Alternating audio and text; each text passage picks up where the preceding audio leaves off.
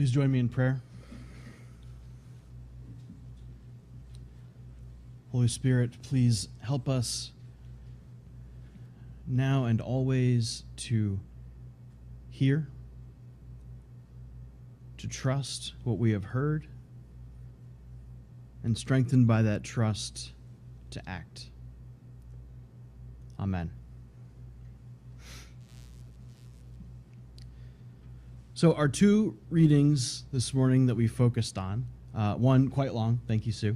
I knew you were up for it, but still, there's a lot of it. The two readings we're looking at this morning are both similar in that on the surface, they're about water.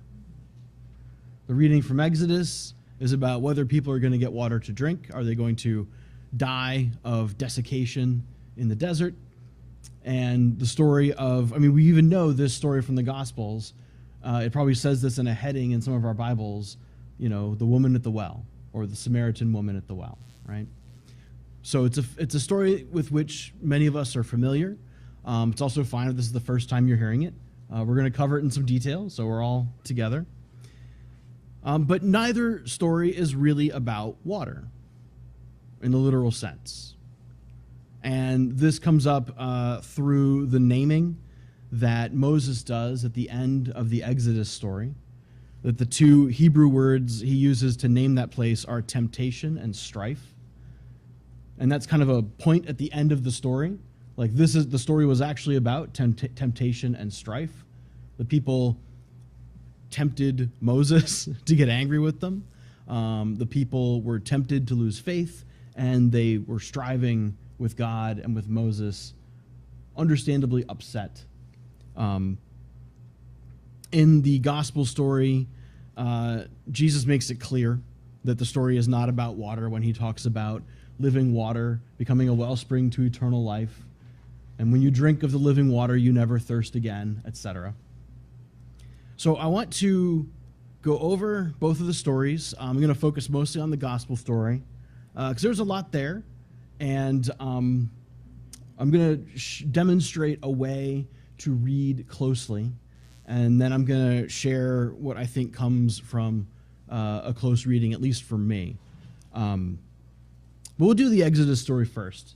So they're going through the wilderness of sin, and some people immediately think that this is like a metaphor, right? The wilderness of sin sounds like a place that you end up in, in like your misguided early 20s or whatever, right? But it's not. So remember that the Hebrew word for sin is not sin. So when you see wilderness of sin, it's just a name of a place. It's like saying you went through Death Valley, right? It doesn't mean you went through the valley of death. You just went through a hostile place that is called Death Valley, but it's a place on a map, right? And the wilderness of sin was also similarly, it's a place on a map. So sometimes that detours people, I've found. I just wanted to clarify that early on.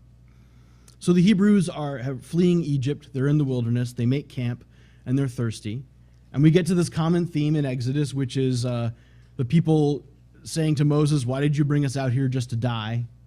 They say things like, "At least in Egypt we would have tombstones. Out here we're just going to be eaten by by coyotes and wolves and vultures." And so Moses, as often is the case, goes to God, is like, "Why did you stick me with these people? This is so frustrating." And God responds to Moses, "Take up your staff, take a few elders with you, and go ahead of the people, and I will be there standing on a rock. Strike the rock with your staff, and water will come out, and the people will be saved." And so Moses does this, strikes the rock, water comes out, and for now, people have stopped complaining. It won't be very long until they start again, and they have good reason. If I thought I was going to die in Death Valley with no water, I'd be upset too. And so we get the name of the location that they're talking about. It's called temptation and or strife. And so it's also an etiology or an etiological story. I mentioned this before, where it's a story to explain why places have the names that they have. We get one in the Gospels too, where it's Jacob's well. That's a simple one. It's a well that Jacob and his family used. But it's an etiology, accounting for a name. Our gospel story of the woman at the well is, of course, much longer. So Jesus and his disciples are traveling, and they come close to the city of Sychar, and it's a Samaritan city. And so the disciples go in to get food, and Jesus is sitting out by the well, breathing hard, resting in his journey. It's noon, so it's probably very hot. And he's at Jacob's well, and he asks a woman there to give him a drink. And the two of them get into a bit of a discussion about how he is a Jew and she's a Samaritan. Also, he's a man, she's a woman. They're not supposed to be talking for a few reasons. Jews and Samaritans don't always get along. Some of them do, but a lot of them didn't. They were kind of like fighty neighbors. You ever notice how people really close to you are the people who can get you really upset really easily? It's kind of like that with Jews and Samaritans. It's like you're just a little bit wrong, and it drives me insane. So they talk a bit about their differences as a Jew and a Samaritan. Jesus talks about the symbolic water, the water of life, using his moment at a well, being thirsty, to sort of transition to what Jesus wants to talk about. They bring up her 5 previous husbands. No explanation of what happened to them, just that she's had 5 previous husbands and that now she's living with someone who is not her husband at all. So scandalous. Jesus talks about how the time is coming when people will be called to worship in spirit and in truth. And so their disagreement on which mountain one worships on, which was the basic disagreement between Jews and Samaritans, is which mountain you're supposed to worship on. He's like, it won't matter. It's not going to be important. God is looking for people who worship in spirit and in truth, and the time is coming when the mountain's not going to matter at all. So she talks about the Messiah. Jesus says, I am he. So she leaves her jar, the whole purpose she had in going to the well, just drops it, and then runs off to the city and tells anybody she can get to listen that the Messiah is at Jacob's well. You've got to see this. He's a prophet. He knew everything I did in my life. And amazingly, she gathers a crowd based on her testimony. And they come out and they meet Jesus and they invite him to stay for 2 more days, and he does. And in the course of this story, there's like a meanwhile where the disciples come back while the woman's gone, and the disciples ask Jesus about food. And Jesus, he strikes me as a little grumpy. He's kind of like, I have food you don't know about, because he's thirsty and he's tired, he might be hungry, and it kind of banters back and forth with them about food. I imagine sometimes doing simple things with Jesus was probably pretty complicated, because he just like, let's have lunch. I have to have a teaching moment. Come on, man. So I picture the disciples like, oh, okay, yeah, all right, you have food we don't know about. I get it. I picture this. Anyway, maybe it's just me. And then Jesus brings it around to the metaphor of the harvest that he uses all the time, one of his favorites, and that the harvest is ripe and the reapers are getting ready. They're receiving their wages. And he reminds them that you get to reap, but you didn't have to sow.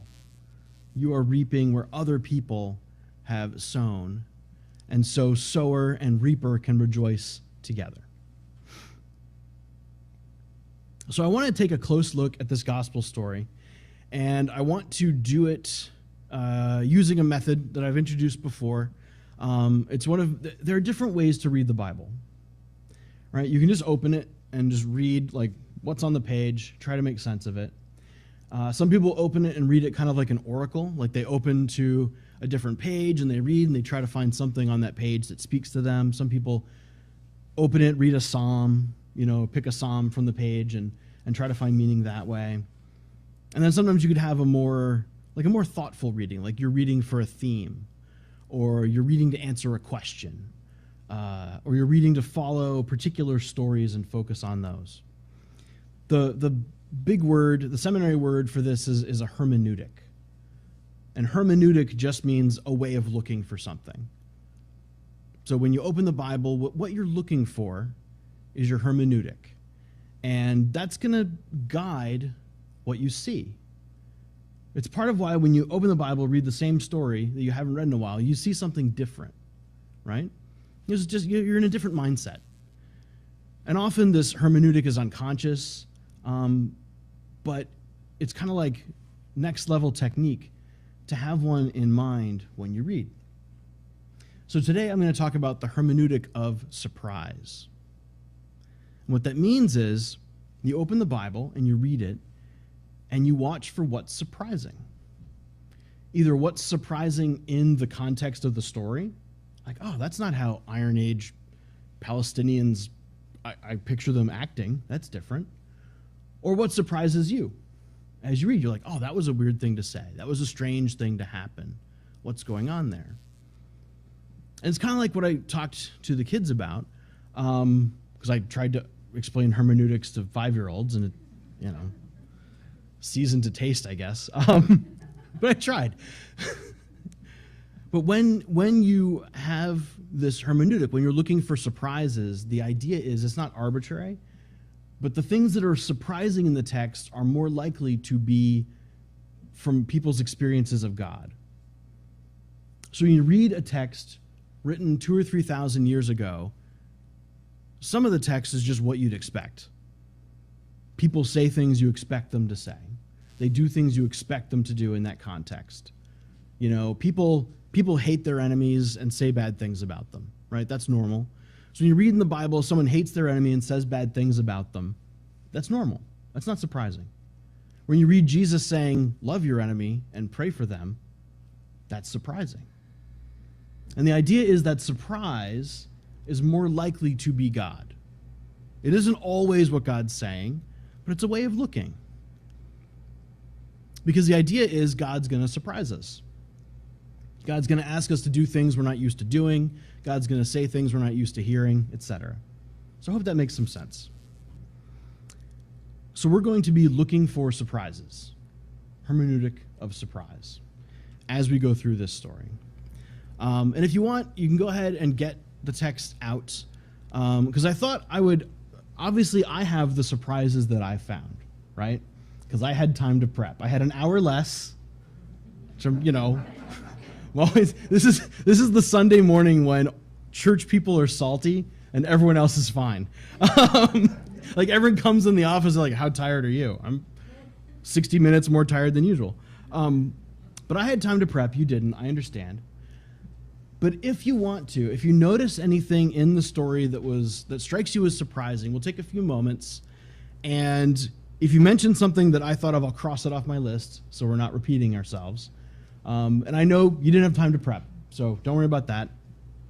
But is there anything from the story that you find surprising?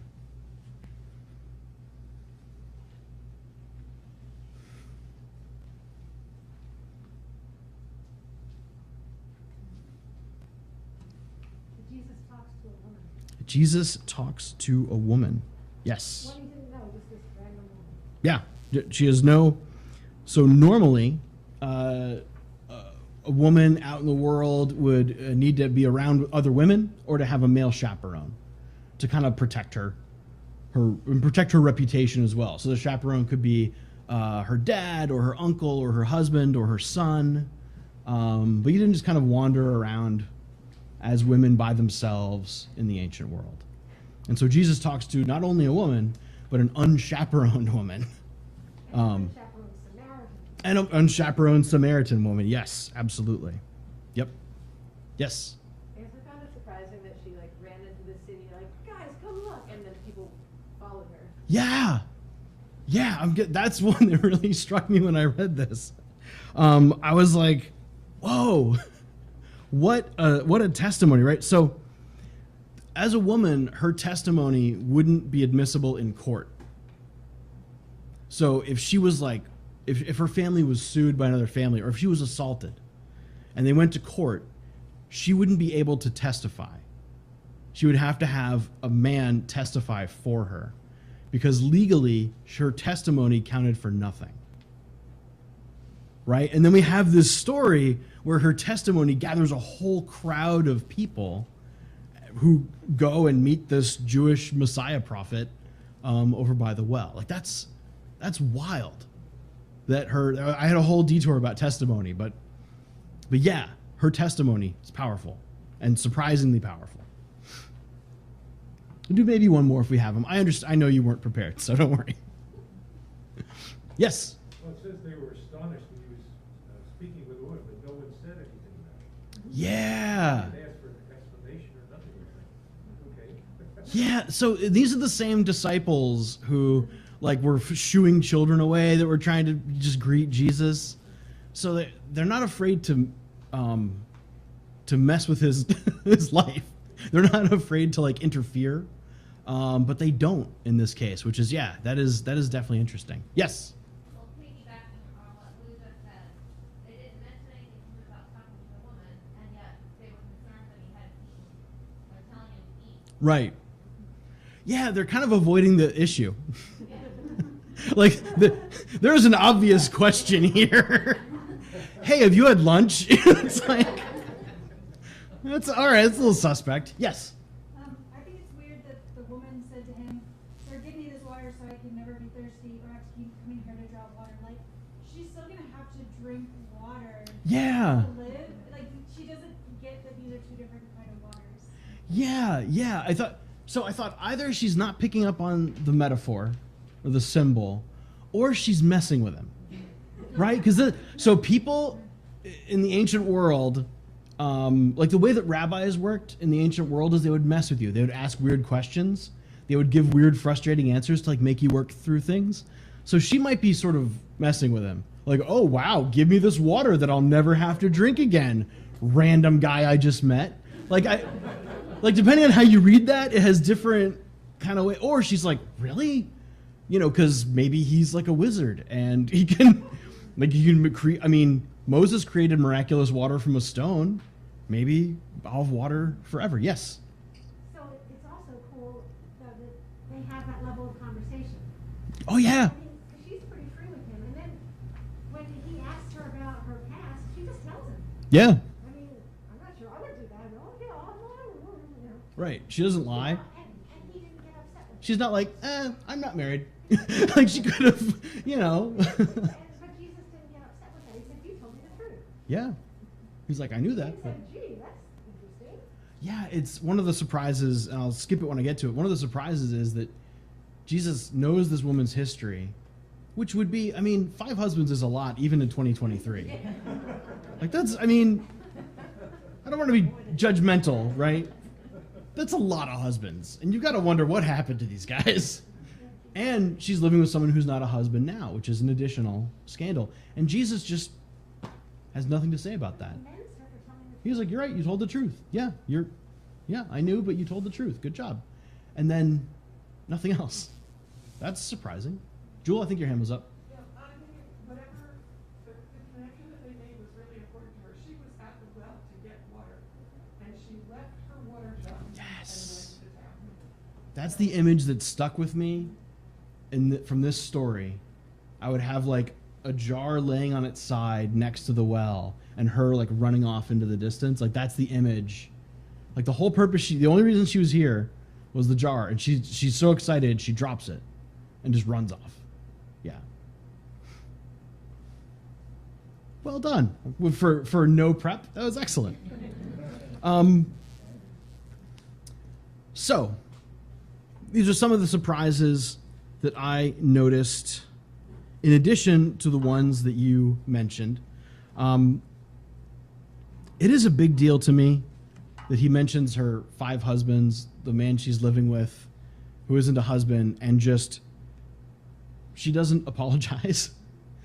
He doesn't say anything condemnatory about it. He doesn't even ask for the story. What happened to all these husbands? Maybe he already knows, it's implied. But they just set this big, normally a huge issue aside and just continue with their conversation. It's surprising that she names him a prophet. So she's a Samaritan, he's a Jew, so mutually they are sort of false believers in a way from one another's point of view. But she immediately identifies him. He's not a faker. He's not just doing a cold reading like some people can do. He's not trying to scam her.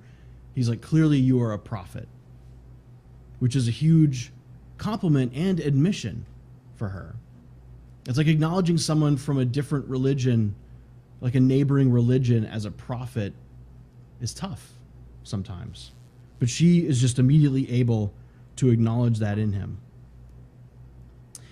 It's a little surprising that Jesus includes both Jews and Samaritans in, because he's very clear. It's not surprising that Jesus says salvation comes from the Jews, right? That unsurprising. He's a Jewish rabbi. What's surprising is that he says the time's coming really soon where that's not going to matter. It's not going to matter that you're Samaritan. It's not going to matter that I'm Jewish. It's not going to matter that that mountain or that mountain over there is where we worship. What's going to matter is that we worship in spirit and truth. And he's clearly saying to her, God's looking for people like that. In Samaria, in Judea, equally. And to me, that was a surprise. It's surprising that a lot of people believe her. Like her testimony, like I said, wouldn't even count in court. Not only do they believe her, but they come with her out of the city in this big crowd to the well to meet Jesus. And like it says, many people came to believe just on her testimony. And then later, the people say, we no longer believe just because of what she told us. We believe because we have met you. But it's incredible that her testimony had that much power. It's surprising that they ask him to stay, but not only is he acknowledged as prophet, as Messiah in Samaria, in a Samaritan city, but they ask him to remain with them. They kind of claim him. Like, hey, we've got guest rooms. We want you to stick around. We want you to teach. That's going to get them in trouble with their neighbors and their family members who are going to be like, why did you bring this Jewish fake Messiah prophet guy into our city? What are you doing? So it's surprising that they ask him to stay. It's not really surprising that he does. That he says yes when asked. So, all right. We went through a bunch of surprises. These are just some. There are probably more I would find on another reading or that you'll find and tell me about, which is great. We found some surprises. We went through them. And so what did we learn? Where did this get us? For me, one of the things it got me was this idea that to say this story is a story of a woman at the well doesn't give it appropriate weight. Like, this is possibly the most any woman speaks in the entire New Testament. And one of the things, like, I think of this as a story of the first evangelist to the Samaritans. She's technically not quite an apostle because Jesus doesn't literally send her. And that was the original meaning of the word apostle, from apostoloi, those who are sent. But it's close. It's splitting hairs. And if you said she was the apostle to the Samaritans, I wouldn't argue. I wouldn't say you're wrong. And to me, that's more than a woman at a well. This woman at the well has a huge impact on the lives and the faith of the people in her city. So one of the things that we learn in this story, looking at the surprises, is that Jesus, who fully knew about her history, which would have been seen as sordid and scandalous by her neighbors, had nothing condemning to say. And this fits a pattern that Jesus has in the Gospels, a pattern that I've actually tried to adopt in a lot of ways, where Jesus reserves his frustration, his anger, for people who have a lot of power. So the people Jesus gets angry with are religious authorities and secular authorities and people who have great wealth or people who have great influence. Those are the people he uses as examples of what not to do. Those are the people he says the most challenging things to. Sell all you have and give it to the poor, or you don't get to go to heaven. Or unless you can squeeze through the eye of a needle, it's easier for a camel to go through the eye of a needle than for anyone rich to enter the kingdom of heaven. Yikes. In a sense, what I think he does is he expresses his anger in proportion to someone's power. So if someone is powerless, he's very gentle. And few people would be more powerless than a woman in the Iron Age living with someone who's not her husband. She clearly has no chaperone, so she has no son, she has no brother, She has no uncle. She has no dad. No one's with her in this interaction with Jesus. She doesn't have friends who are women who are going to kind of like, oh, hold on, buddy. Right? She has nobody. And so when Jesus hears this sordid past, he says nothing to say. We also learn that this first evangelist to Samaria, who had this powerful testimony, we don't even know her name. Like, she is unnamed in this story, despite the incredible influence that she clearly had. Like, despite her testimony not mattering in court, having no legal standing, her testimony about Jesus changed people's lives, which is wild. And we don't know who she is, and we never will. The information just isn't there.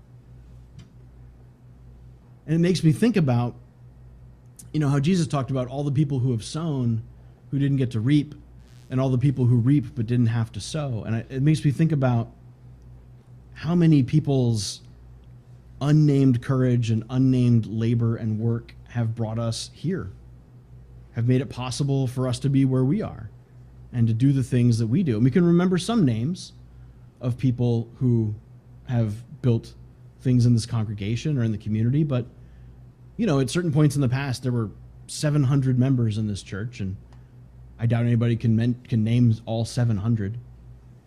So even here and now in the past few decades, we have unnamed work and unnamed courage that people have shown that have brought us to where we are now.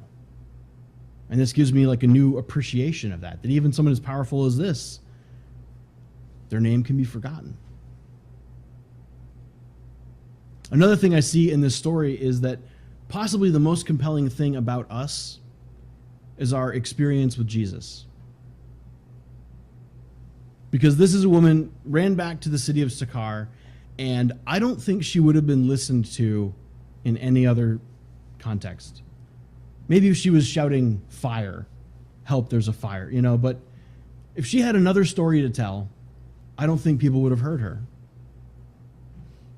And it was surely partly her personality and her ability to communicate, but it was also what she was communicating. It was compelling because it was her experience of Jesus, not necessarily her thoughts or her ideas. It was her experience of Jesus, and that was the most compelling thing she had to say. And when she focused on that, it compelled, it worked. Another thing I learned from looking for the surprises in this story is that no one is outside the gospel. Picture someone or a kind of person that if you talked to them and your neighbors or your family saw you talking to them, they would be scandalized. We all have them, right? There are people that on some level you're not supposed to talk to in public. Whoever you're picturing is worthy of the gospel.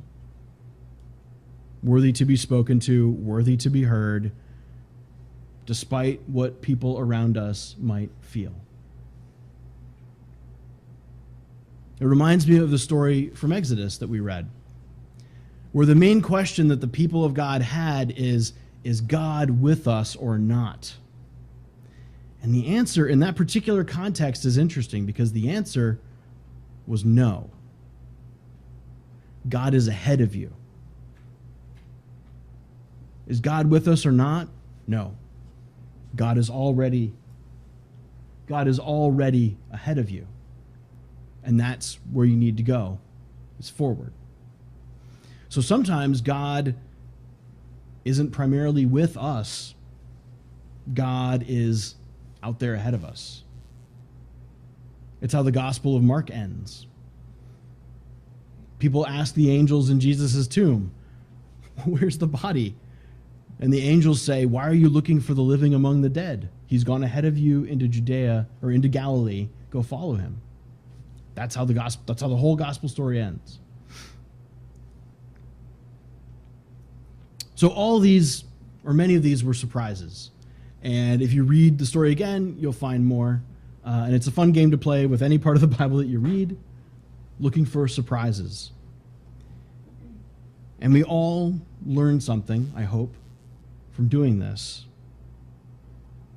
And I want to encourage you as you read in the future, and also as you just go through your life. I encourage you to look for surprises and to view those as times when it may be God speaking to you. Amen.